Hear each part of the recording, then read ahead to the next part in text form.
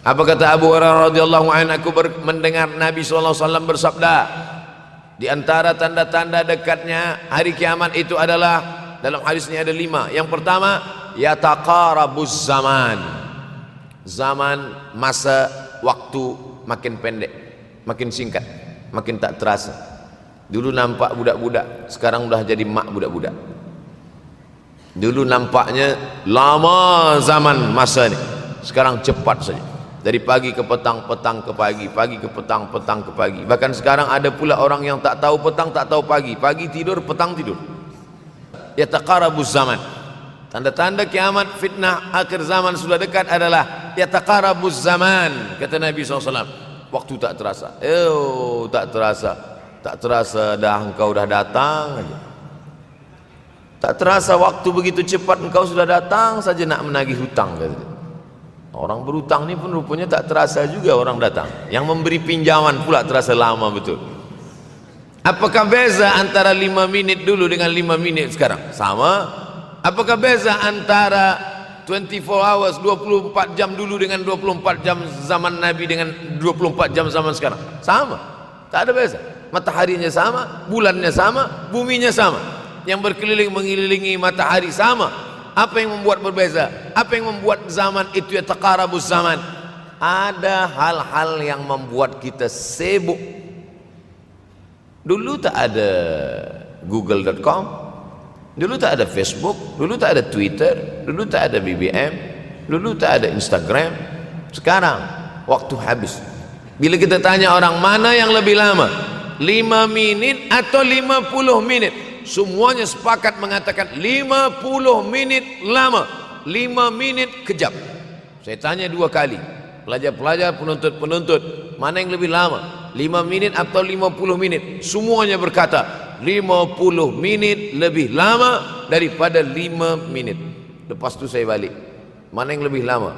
5 menit menunggu azan maghrib bulan puasa, 50 menit status FB, Instagram.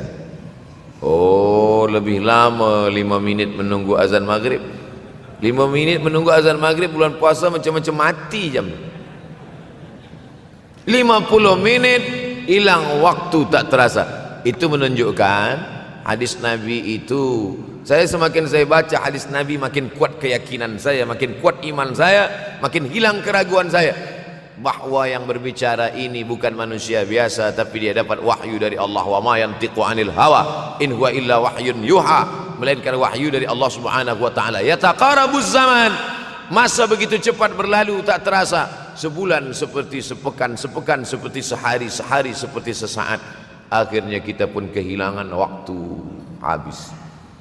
Saya Ustaz Abdul Samad, memang zaman ini tak terasa cepat betul. Rasa-rasa kejap-kejap dah bulan Ramadan, tak terasa baru saja Idul Fitri dah masuk pula lagi. Masya Allah, begitu cepatnya masa berlalu. Maka jangan sampai kita, semakin saya baca hadis ini, semakin kuat keyakinan saya bahwa Nabi Muhammad sallallahu alaihi wasallam mendapat wahyu dari Allah Subhanahu wa taala. Semakin kuat keyakinan dan keimanan. Kenapa? Seandainya Nabi berkata zaman nanti di akhir zaman itu semakin cepat, semakin dekat, semakin berlalu tak terasa, tapi kemudian zaman yang kita lalui tak sama seperti yang dikatakan Nabi. Mungkin datang juga keraguan dalam hati, betulkah ini? Tapi ternyata 1441 tahun lampau, 1440 tahun yang lalu Nabi mengatakan, dan hari ini terbukti zaman begitu cepat berlalu. Masya Allah, tabarakallah. Hari inilah ditemukan internet, hari ini datang television, hari ini datang WhatsApp, hari ini datang yang melalaikan kita daripada Allah Subhanahu wa taala. Sehingga waktu datang sembang-sembang, cerita-cerita, tengok ini, update ini, tulis ini, tengok ini, pandang ini, habis waktu berlalu. Padahal waktu inilah yang akan ditanya oleh Allah Subhanahu wa taala. 6 kali Allah bersumpah demi waktu. Terbit fajar, wal fajri wa layalin ashr, masuk waktu subuh. Was subhi idza tanaffas, masuk waktu duha. Wad duha wal laili idza saja, masuk waktu siang. Wan nahari idza tajalla, masuk waktu asar. Wal asri innal insana lafi khusr, masuk waktu malam. Dua kali Allah bersumpah demi waktu malam. Wal-laili idza saja, wal-laili idza yaghsha. Kenapa hadis ini yang Ustaz bahaskan? Kami nak mendengar hadis tentang Dajjal dah lahir atau belum? Dajjal dah hadir. Mana bukti Dajjal dah hadir? Kurma bisan tidak lagi berbuah. Bila kurma bisan tidak berbuah, Dajjal dah nak datang.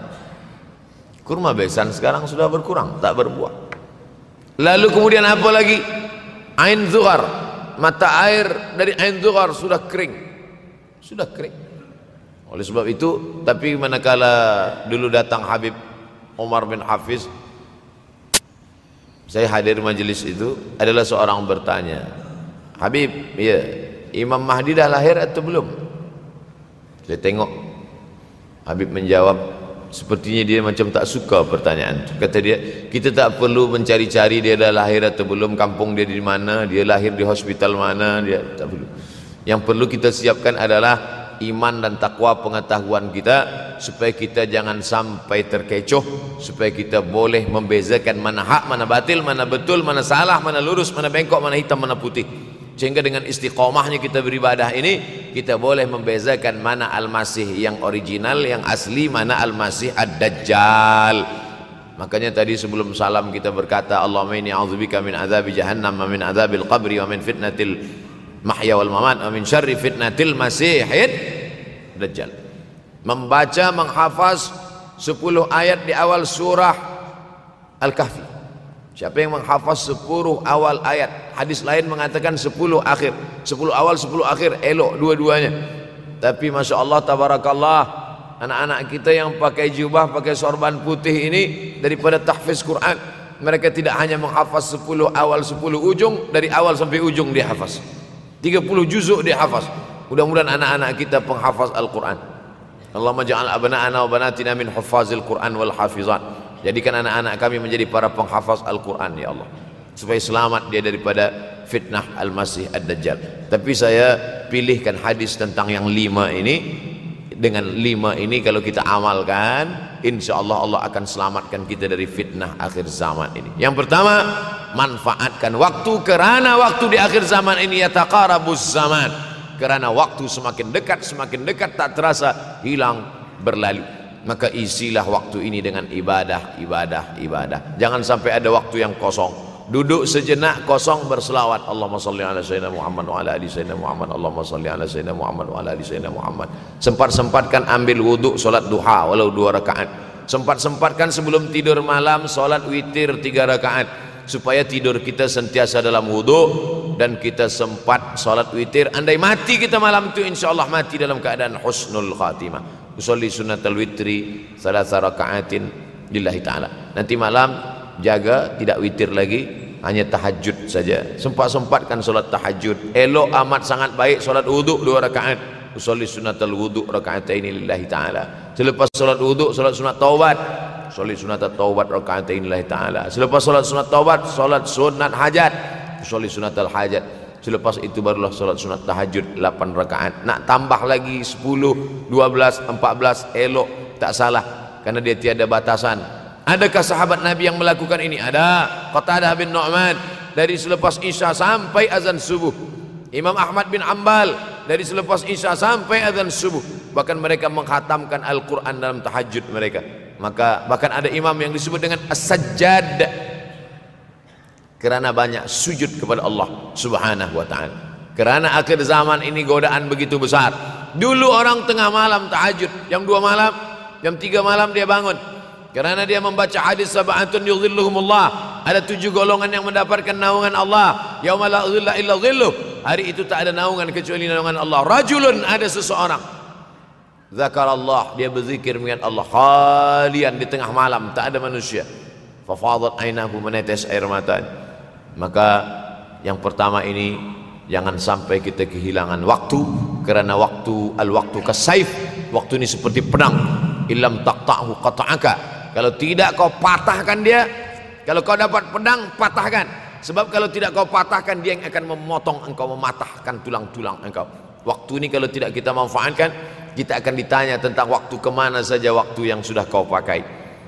Inna sam'a, pendengaran, wal basar, penglihatan, wal fuad, hati, kullu ulaika kana anhu mas'ula. Semua akan disoal, semua akan diminta tanggung jawab di hadapan Allah. Kemana waktu yang sudah aku bagi dulu engkau pakai?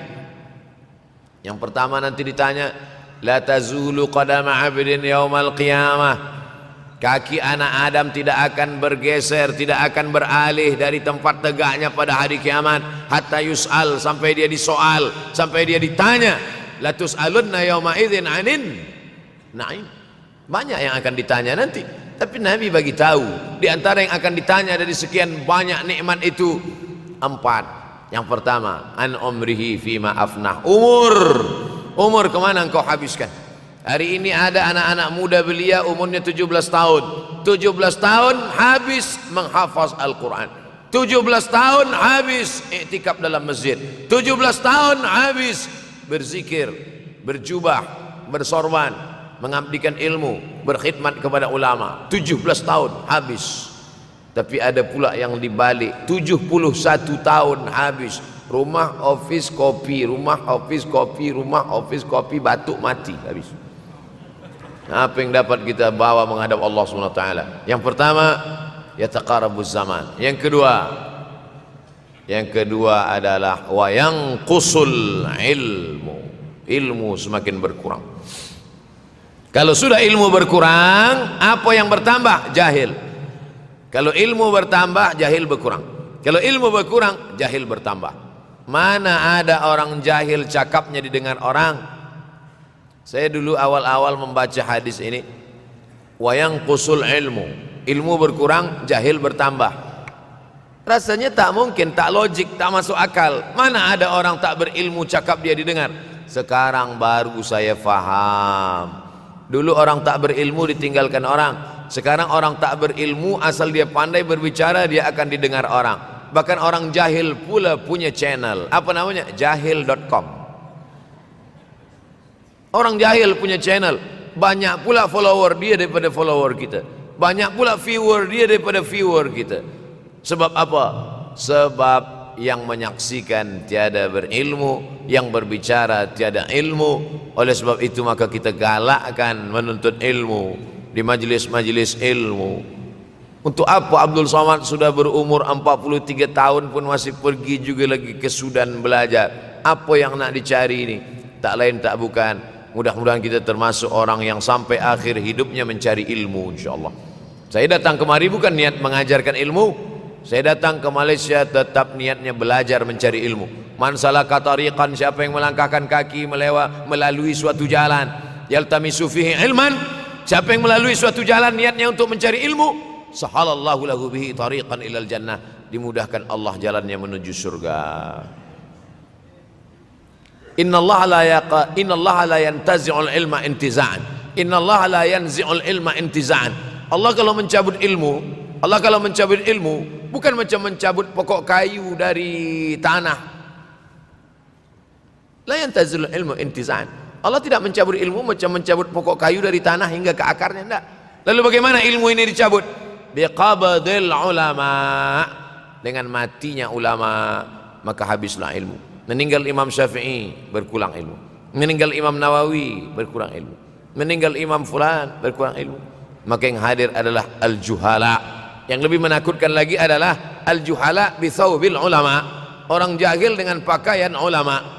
Abdul Somad tidak mengatakan dirinya ulama. Saya selalunya membacakan ayat Quran, membacakan hadis Nabi, menyampaikan fatwa ulama. Tak pernah saya berceramah, bertausiah. Menurut saya, siapa saya? Siapa kita? Syafi'i manusia, saya manusia. Syafi'i boleh berfatwa, saya juga boleh berfatwa. Imam Syafi'i berfatwa Al-Quran 30 juzuk dalam kepala dia. Kita juzuk 30 pun kadang-kadang hilang.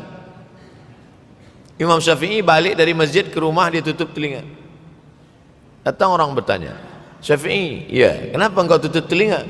Sebab bila aku dengar dari masjid ke rumah, semua yang aku dengar masuk tu semua aku ingat. Aku takut dia ingat di dalam, maka aku tutup. Kita yang saya sampaikan tadi pun tak ingat.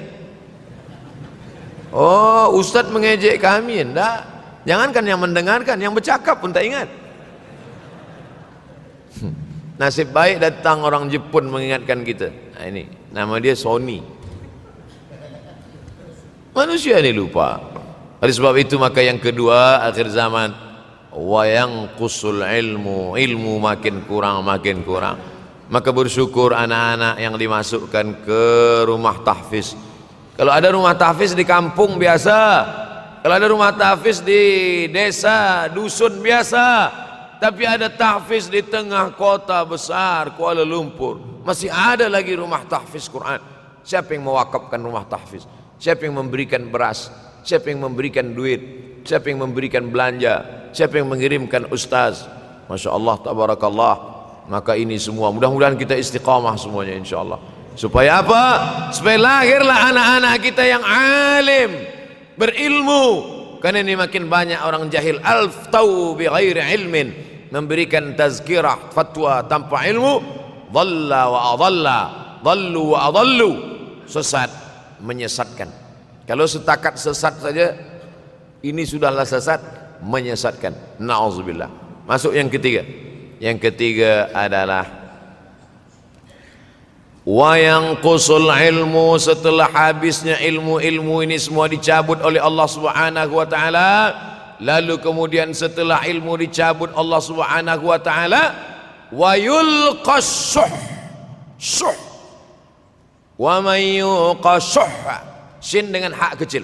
Wa may yuqashuh nafsihi fa ulaika humul muflihun. Siapa yang selamat daripada sifat syuh, itulah orang yang beruntung. Hayya 'alal falah, mari kita menuju keberuntungan, kemenangan. Siapa orang yang menang? Selamat daripada sifat syuh. Ada orang menerjemahkan syuh ini pelit, bakhil. Bakhil ada yang lebih parah daripada bakhil. Syuh. Bakhil ini, bakhil tidak ingin memberikan uangnya untuk orang lain. Itu bakhil. Dia ada uang 10 ringgit, uang itu hanya dia makan saja, dia tak mau walaupun setengah sen kepada orang lain. Itu namanya bakhil. Kalau syuh ini, duit dia simpan, duit orang pula dia makan. Nah, itu syuh. Jadi lebih parah lagi. Oleh sebab itu kalau sudah ilmu ini dicabut, orang menjadi jahil, maka datang penyakit syuh yang ketiga.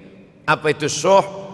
Hubbud dunya, hubbul mal, wa tuhibbul mala hubban jamma.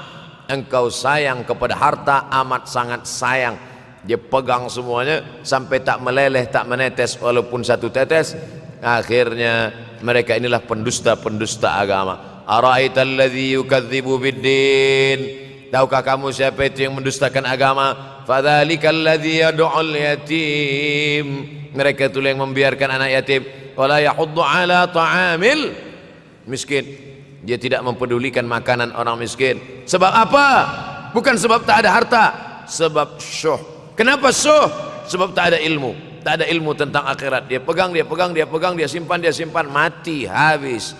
Yang dia bawa hanyalah 1, 2, 3 helai kain kafan saja. Itulah mengapa Sultan Turki, Sultan Muhammad Al-Fatih, Sultan Abdul Hamid, coba tengok gambar Sultan Muhammad Al-Fatih, Sultan Abdul Hamid Turki dulu. Sorban dia besar-besar. Saya dulu terkejut, lama saya tengok, kenapa sorban orang Turki ini besar-besar. Lama-lama saya baca, rupanya sorban orang Turki itu kain kafan. Tuan-tuan balik dari sini beli kain kafan 2 meter, ikatkan kepala, bawa sembahyang supaya ingat mati. Bolehkah menyiapkan kain kafan? Baca kitab Tanbihul Mughtarrin, peringatan bagi orang-orang yang tertipu. Di situ ditunjukkan banyak ulama, bahkan mereka menggali tanah di dalam rumahnya. Malam-malam dia tahajud, selepas tahajud dia duduk di dalam tanah itu supaya terasa bagaimana rasanya mati. Gali tanah 2 meter, masuk ke dalam. Tapi kalau nak buat itu kita saja dengan Allah. Jangan pula, banyak juga orang sekarang udah gali tanah masuk ke dalam, streaming pula. Hai guys, nak rasakan mata, mana boleh terasa. Kita saja masuk ke dalam, rasakan macam mana rasa. Sebab kalau cakap saja, marilah kita ingat mati, takutlah kita pada mati, kita tak tahu bagaimana rasa mati. Kalau nak merasakan bagaimana harus memati, nanti kalau ada orang mati meninggal dunia, masuk kita ke dalam, kita sambut jenazah, kita letakkan, kita duduk, rasakan. Ketika Fatimah meninggal, Fatimah emak Sayyidina Ali meninggal, Nabi masuk ke liang lahat. Masuk Nabi ke liang lahat, Nabi berdoa di dalam. Ketika Utsman bin Maz'un meninggal, Nabi masuk ke dalam, Nabi pegang jenazah Utsman bin Maz'un, meleleh air mata Nabi turun ke misai, turun ke janggutnya, turun menetes sampai ke bawah. Merasakan bagaimana rasanya di dalam. Dulu saya pernah berjumpa dengan seorang pemuda, telinga dia pakai anting subang. Lalu kemudian saya tengok banyak tato dia. Saya tanya, macam mana cerita awak bertaubat dulu? Mak saya meninggal, Ustaz Abdul Somad. Lepas tu saya tegak di tepi kubur. Macam ada yang menolak saya dari belakang, masuk saya ke dalam. Masa masuk itulah terasa sejuk di kaki, datang rasa takut saya. Makanya kalau ada orang yang sudah kita bagi tazkirah, bagi nasihat tak juga, nanti ada orang meninggal, bawa dia agak dekat, senggolkan sikit jatuh. Gitu caranya supaya kita terasa mati ini, supaya apa? Hilangkan penyakit syuh, cinta harta, takut mati, dan membuat kita menjadi bakhil, pelit, na'udzubillah. Yang keempat, wa tazharul fitan. Ini yang terkait dengan tajuk kita yang keempat, wa tazharul fitan. Banyaklah fitnah, seksa. Dulu masa saya kelas 1 madrasah tahun 1990, berkumpullah kami bersama-sama dengan cikgu mengkaji masalah apa? Masalah Bosnia Herzegovina, mengamuk Slobodan Milosevic, menghancurkan umat Islam di Bosnia. Sampai ada yang meminta fatwa kepada Syekh Yusuf Al-Qardawi, bolehkah perempuan yang perempuan Bosnia yang dirogol tentara Serbia hamil, bolehkah dia menggugurkan anaknya? Kata Syekh Yusuf Qardawi, tak boleh. Maka dia biarkan saja anak itu lahir dan dia tidak dianggap berdosa karena ini sudah takdir Allah Subhanahu wa taala. Bagaimana mereka dibunuh? Maka makin banyaklah selepas Bosnia datang pula yang terjadi di Rohingya, di Uighur. Umat Islam berkumpullah presiden-presiden negeri Islam di Kuala Lumpur.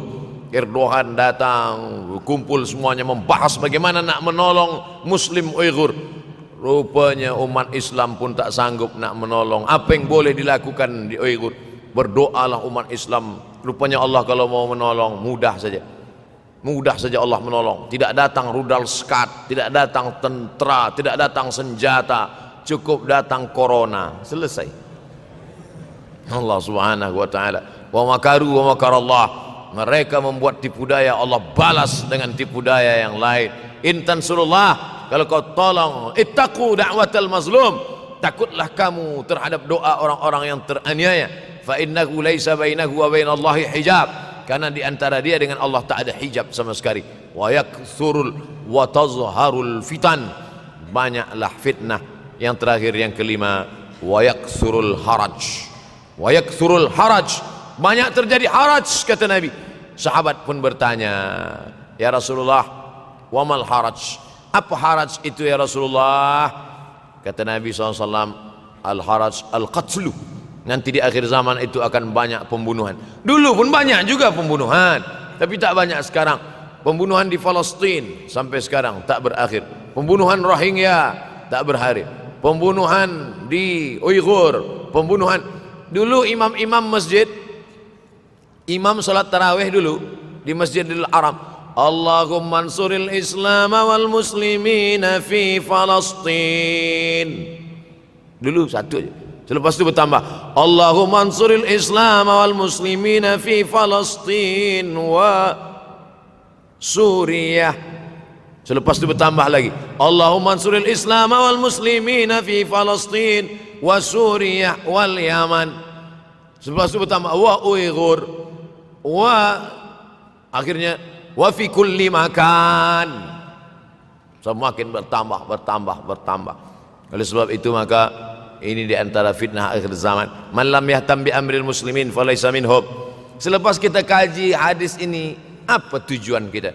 Tujuan kita semakin menguatkan keyakinan, banyak-banyak beribadah, nasihatkan anak menantu, sahabat, jiran, tetangga supaya semakin istiqamah menjalankan syariat, rajin-rajin sholat berjamaah, banyak-banyak berzikir, hatamkan Al-Quran, banyak-banyak berinfak, banyak-banyak bersedekah. Andai mati kita, insya Allah mati dalam keadaan husnul. Amin.